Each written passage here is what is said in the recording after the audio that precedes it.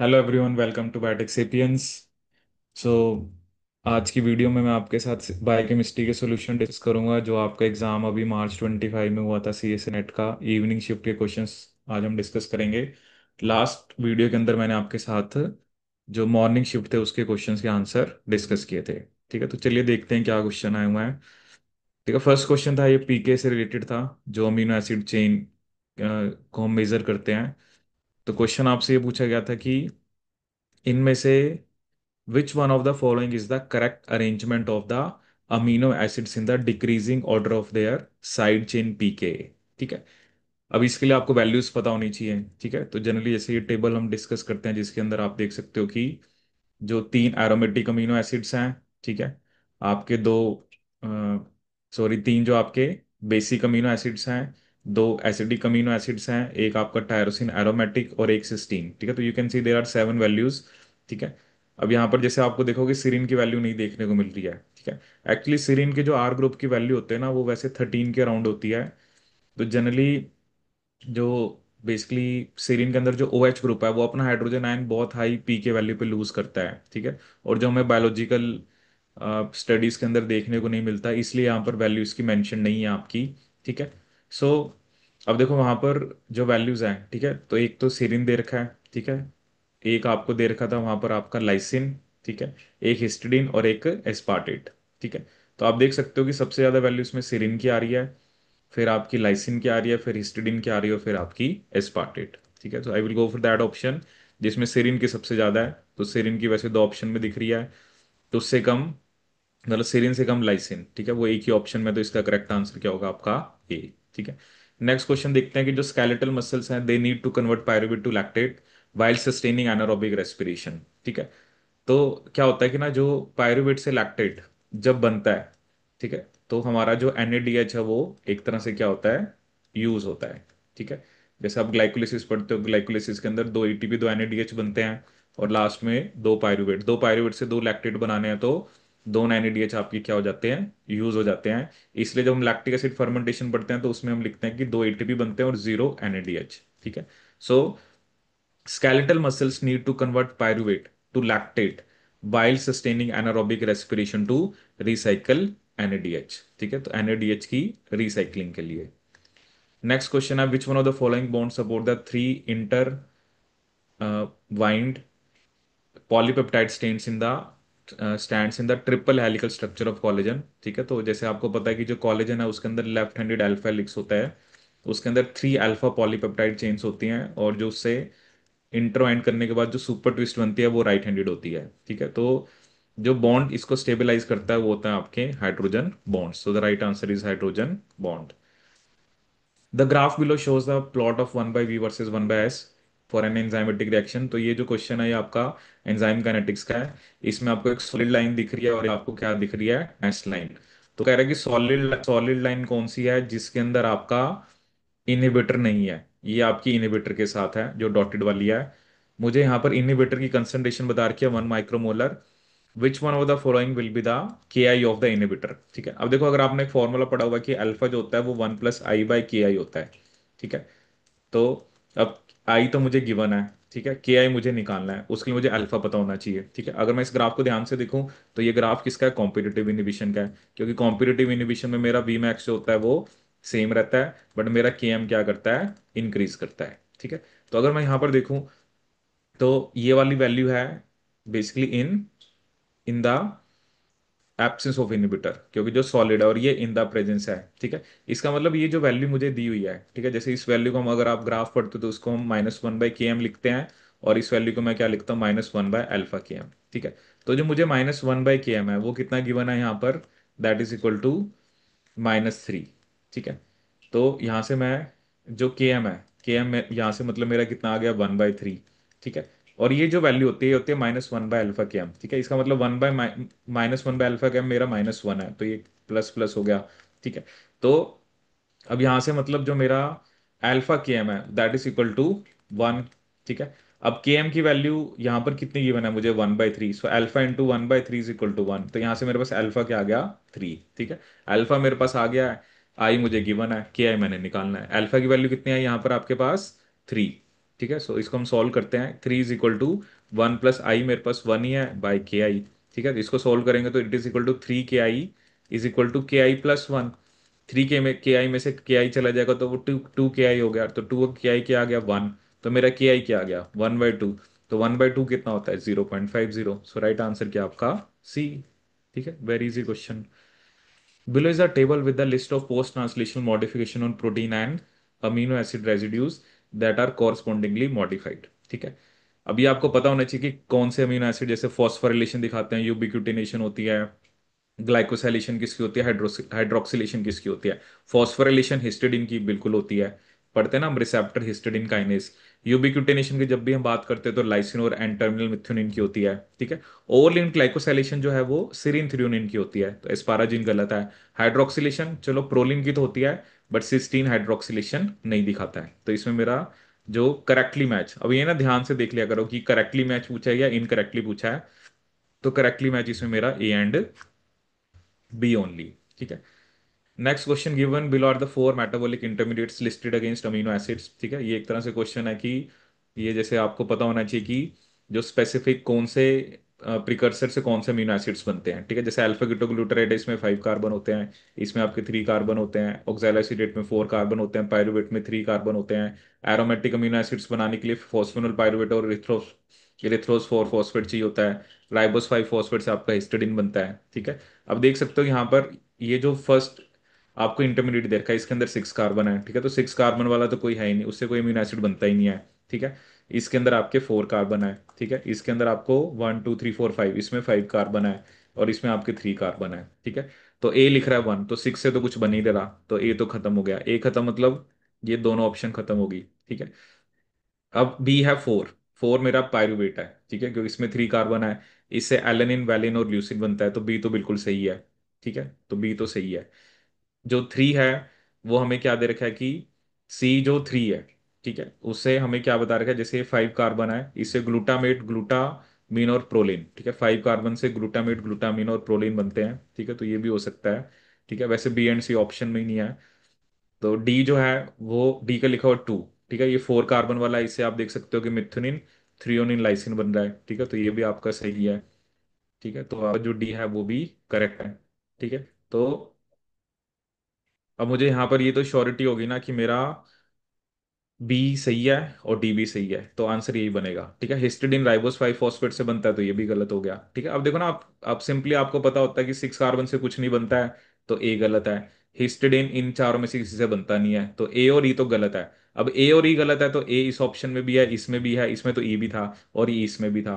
ठीक है, तो कई बार अगर आपको जैसे पूरा डिटेल में नहीं पता, फिर भी आपको ये पता है कि हिस्टिडीन राइबोस 5 फॉस्फेट से बनता है, तो इसमें से कोई भी राइबोस 5 फॉस्फेट तो है नहीं, 6 कार्बन से कुछ बनता नहीं है, तो मतलब 1 और 4 तो किसी का हो ही नहीं सकता। तो ए और ई तो वैसे ही चला गया, तो इसका मतलब बी सी डी में से कुछ बनेगा, तो बी और डी यहाँ पर करेक्ट आंसर आपका।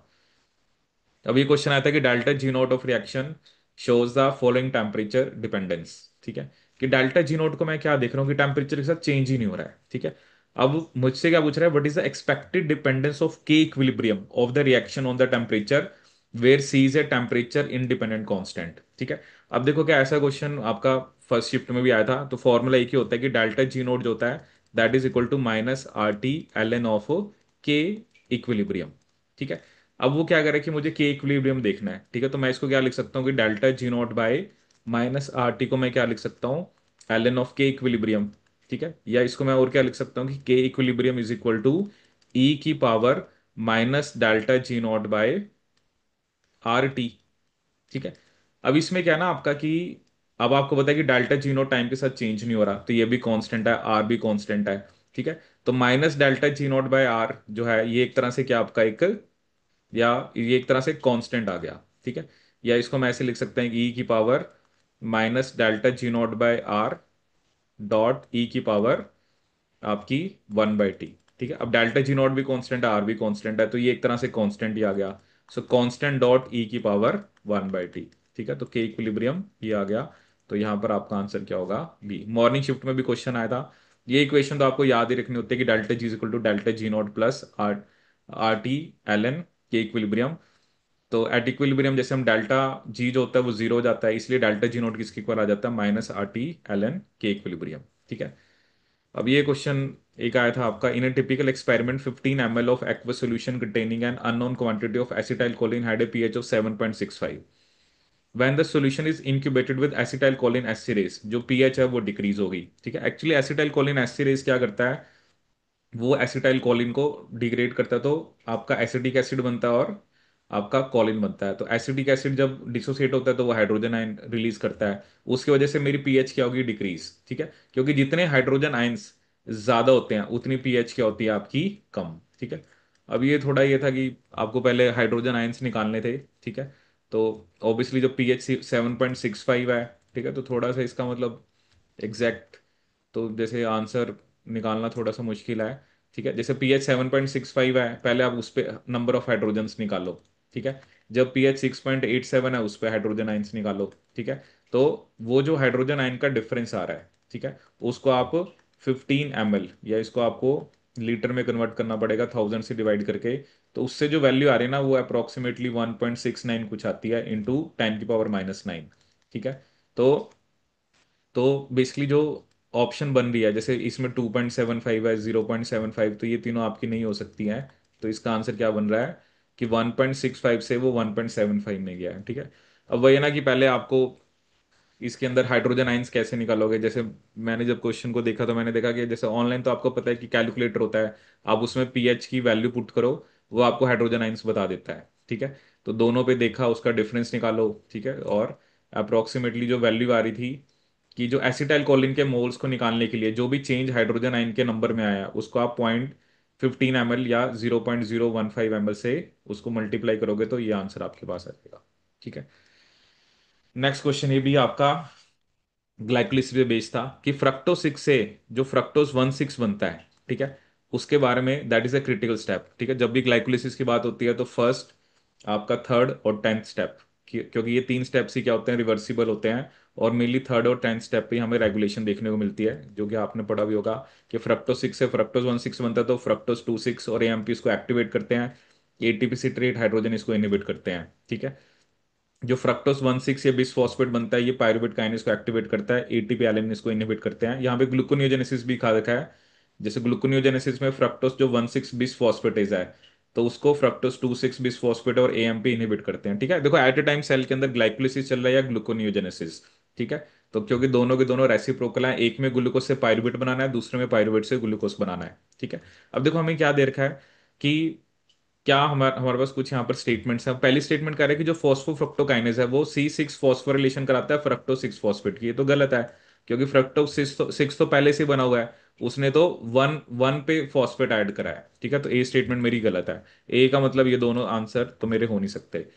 Plastid phosphofructokinase is activated by phosphate, while cytosolic phosphofructokinase is activated by phosphoenolpyruvate. ठीक है। तो ऐसा भी हमने नहीं पढ़ा है कि ये जो फोस्फेनोल पायरुवेट है, ये फ्रक्टोज 1,6 आपके फॉस्फोफ्रक्टोकाइनेज को एक्टिवेट करता है। तो ये स्टेटमेंट भी गलत है आपकी।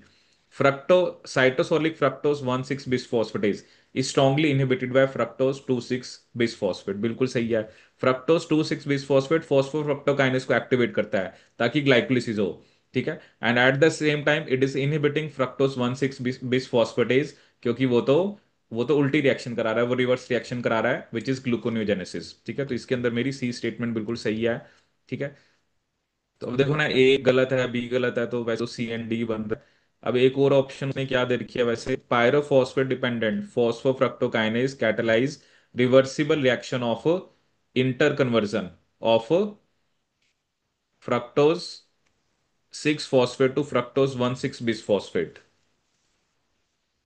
अब ये पायरोफॉस्फेट डिपेंडेंट, ठीक है। नॉर्मली तो हम कहते हैं ना कि जो फ्रक्टोज 6 से फ्रक्टोज 1,6 वाली है, वो रिएक्शन कैसी होती है आपकी, that is that is basically irreversible. ठीक है। अब जैसे ये प्लांट्स की बात कर रहा है, ठीक है, ये एक बार मैं चेक कर लेता हूँ। ठीक है। तो इसका आपका डी सही है। ठीक है। जैसे नॉर्मली तो चलो हम, क्योंकि प्लांट्स के अंदर यहाँ पर आपको फ्रक्टोज 6 से फ्रक्टोज 1,6 बता रखा है, तो ये एक पॉइंट आप ऐड कर सकते हो। नॉर्मली जो रिएक्शन होती है, जब हम बात करते हैं किसकी, जो फॉस्फोफ्रक्टोकाइनेज करा रहा है, ठीक है, नॉर्मली तो ये रिएक्शन को हम क्या लिखते हैं, दैट इज इरिवर्सिबल। बट एक पायरोफॉस्फेट डिपेंडेंट फॉस्फोफ्रक्टोकाइनेज होता है जो कि रिवर्सिबल रिएक्शन कराता है, कि वो फ्रक्टोज 6 से फ्रक्टोज 1 6 जो है उसकी रिवर्सिबल रिएक्शन करा रहा है। ठीक है, it catalyse a reversible reaction of the interconversion of fructose 6 to fructose 1 6। ठीक है, तो बाकी ए और बी तो पक्का ही गलत है, तो इसमें आंसर आपका सी एंड डी बनेगा। ठीक है, so this is all about this video. ठीक है, अब देखो ना, जनरली बायोकेमिस्ट्री में अगर आप देखो क्वेश्चन जो है वो आपका प्रोटीन्स पे आ रहा है। ठीक है, कार्बोहाइड्रेट्स के ऊपर आ रहा है, पिछली शिफ्ट में भी आपने देखा। ठीक है, फिर एंजाइम काइनेटिक्स पे क्वेश्चन आ रखा है। ठीक है, मॉडिफिकेशंस होगी। ठीक है, ये भी प्रिकर्सर्स अमीनो एसिड पे बेस्ड क्वेश्चन है। अभी एक क्वेश्चन ये आता है, इसको हम वैसे एंजाइम काइनेटिक्स में पढ़ते हैं, डेल्टा जी। ठीक है, थोड़ा सा ये थर्मोडायनेमिक्स से रिलेटेड क्वेश्चन आ जाता है। ठीक है, और एक क्वेश्चन जो अभी आपने डिस्कस किया, ठीक है, ये थोड़ा पीएच से रिलेटेड था। और एक क्वेश्चन जो है वो आपका ग्लाइकोलिसिस का रखा है। ठीक है, तो जो भी स्टूडेंट्स बायोकेमिस्ट्री को प्रिपेयर कर रहे हैं, ठीक है, मतलब जितना मेरा एक्सपीरियंस है, ठीक है, बायोकेमिस्ट्री ही सबसे पहले है, सबसे इंपॉर्टेंट बायोकेमिस्ट्री है, क्योंकि मुझे बायोकेमिस्ट्री पता है ना, मुझे अमीनो एसिड्स पता है, शुगर्स पता है, तभी मैं बाकी सब्जेक्ट्स को अच्छे से पढ़ पाऊंगा। Without knowing lipids I will not get any idea about the cell membrane. ठीक है, इसलिए आप अपनी बायोकेमिस्ट्री को स्ट्रॉन्ग करो। ठीक है, क्योंकि बायोकेमिस्ट्री जब भी मैं स्टूडेंट्स को टीच करता हूँ या जब भी मेरा एक बैच स्टार्ट होता है, तो पहला सब्जेक्ट मेरा बायोकेमिस्ट्री रहता है। उसके पीछे रीजन यही है कि ये हर एक जगह लिंक होगा। ठीक है, हर जगह प्रोटीन्स आने हैं, अमीनो एसिड्स आने हैं। आप जितनी भी टेक्निक्स पढ़ते हो उसमें प्रोटीन्स हो गए, या जनरली न्यूक्लिक एसिड्स, क्योंकि न्यूक्लिक एसिड्स को भी हम बायोमोलिक्यूल्स में ही पढ़ते हैं। जैसे मैं उसको जनरली मॉलिक्यूलर बायोलॉजी में पढ़ाता हूँ जब मैं मॉलिक्यूलर बायो स्टार्ट करता हूँ, but C S I NET के सिलेबस में न्यूक्लिक एसिड्स को बायोकेमिस्ट्री में मेंशन किया हुआ है।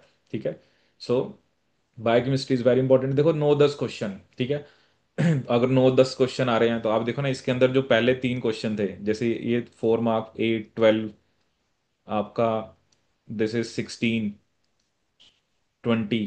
ठीक है, देखो 20, और अभी ये 3 क्वेश्चन। ठीक है, अब 1 2 क्वेश्चन कई बार मिस भी हो जाते हैं, तो आप ये मान के चलो 30 मार्क्स के राउंड। ठीक है, 30 में से अगर मैं 15 20 नंबर भी स्कोर कर पाता हूँ तो that is a good thing. And it is not helping you in biochemistry, will not help you in this unit only. अगर आपको बायोकेमिस्ट्री आती है तो बहुत सारी ऐसी यूनिट्स हैं, टेक्निक्स आपको तभी समझ आएगी। Without knowing the nature of amino acid I will not get any idea about the techniques like electrophoresis, chromatography.